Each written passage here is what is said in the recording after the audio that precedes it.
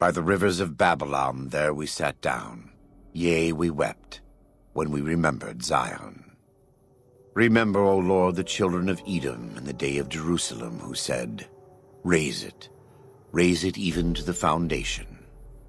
O daughter of Babylon, who ought to be destroyed, happy shall he be that rewardeth thee as thou hast served us.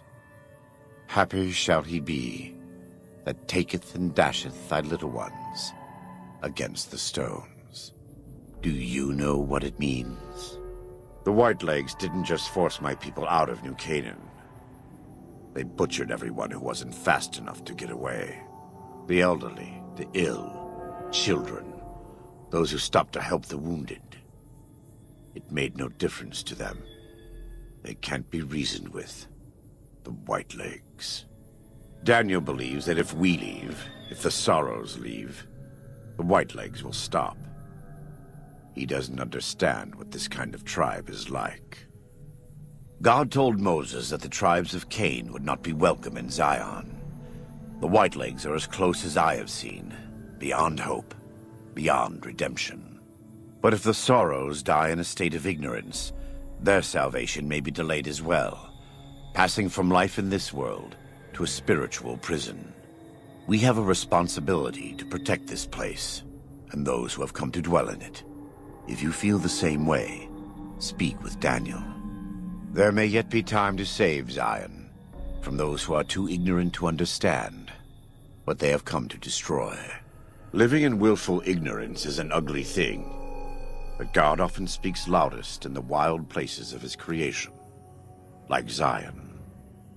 Zion is a place and a state of being that has been lost to us several times in the past.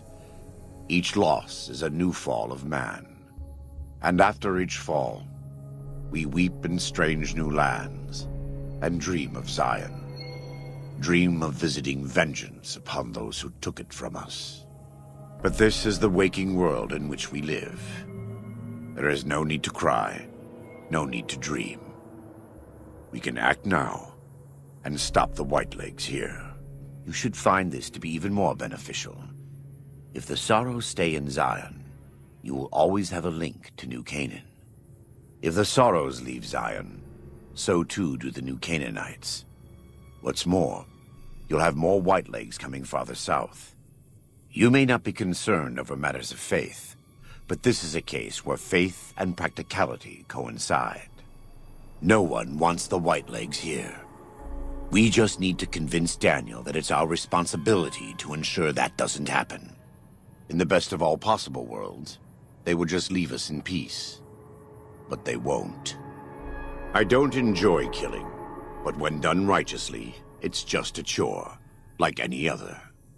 Practiced hands make for short work, and the good Lord knows there's much to be done here. Happy are those who do the work of the Lord. Zion belongs to God and the people of God. It is a natural temple and monument to his glory.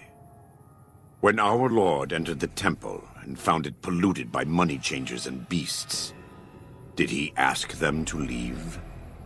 Did he cry? Did he simply walk away? No. He drove them out. It is one thing to forgive a slap across my cheek, but an insult to the Lord requires... No. It demands correction. They're still God's children.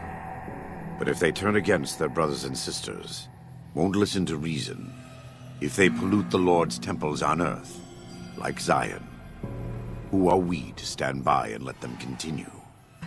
Daniel does not yet see things the way we do. He is the John to our Matthew and Mark. When you have a moment, speak with him.